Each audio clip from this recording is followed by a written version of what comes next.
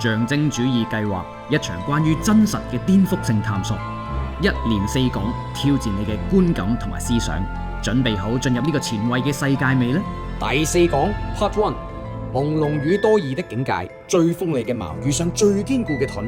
呢一場就係劇場史上面嘅世紀大戰，當寫實大師遇上象徵先驅。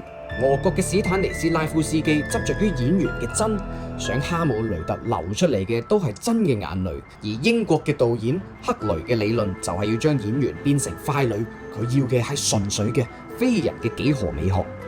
佢哋喺莫斯科相遇，一齊製作哈姆雷特。究竟呢個係一個災難嘅開端，定係融合嘅先驅呢？劇場導演陳幸輝帶大家一齊剖析呢一場實驗點樣令到戲劇從此分裂。寫實主義係點樣嘗試同象徵主義結合呢？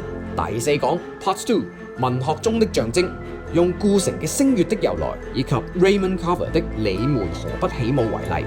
黑夜給了我黑色的眼睛，我卻用它尋找光明。顧城嘅詩直白到好似童話一樣，但係就有一種致命嘅純粹。對佢嚟講，愛係靈魂嘅歸宿，係一場喺黑暗入面永不停歇對光明嘅追逐。不過 Raymond Carver 嘅愛就係跌咗入去平凡生活入面嘅廢墟。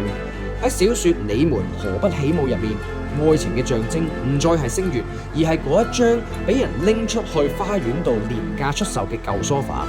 佢係愛情磨損之後嘅殘骸，係現代人冇辦法修補嘅孤寂。李敬涵將會帶領我哋一齊去思考，一個係用詩意喺黑夜之中求索，一個係喺溝通失敗嘅沉默之中問住嗰一句殘酷嘅說話：你們何不起舞？